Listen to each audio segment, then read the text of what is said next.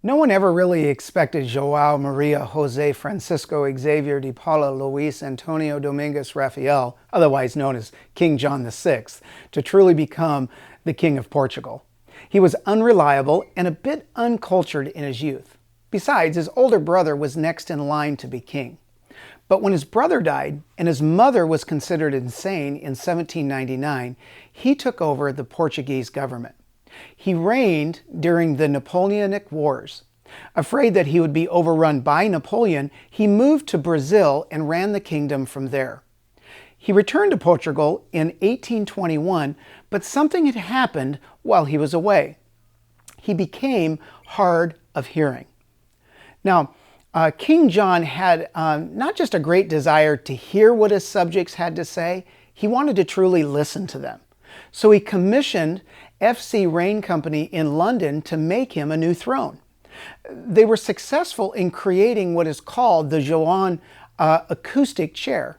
The openings went to the back of the chair and were connected to a tube that led to maybe one of the first ever earbuds. Historically, there were a lot of opinions about this king, but one thing historians agreed upon was his kindness and that he was an easy person to talk to, which is interesting because he had a hard time hearing. And there are a lot of people who can hear well, but they don't actually listen well. I think that this is what James is talking about in verse 19. He says, "Be quick to listen."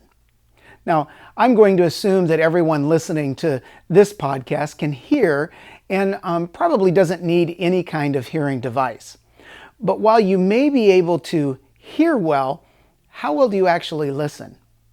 Even more important, are you quick to listen? Some people are plagued by wandering minds, while others, they secretly are impatient while listening to people. Others have a tendency to interrupt or even complete sentences for people. Maybe you're a defensive listener because you take everything personally. Or maybe you're a selective listener like I am. I tend to only listen to what interests me. James connects being a quick listener to not being overtaken by anger. So let's calibrate this week by becoming quick listeners. Choose to do more than hear, but truly listen.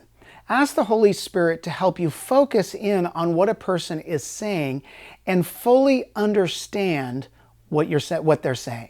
So, until next week, remember, don't just take life as it comes, calibrate and shape it as you go. Thank you for following Calibrate. Share it with someone you know. Take a moment and review us and give us a good rating on iTunes, Google Play, Facebook, or YouTube.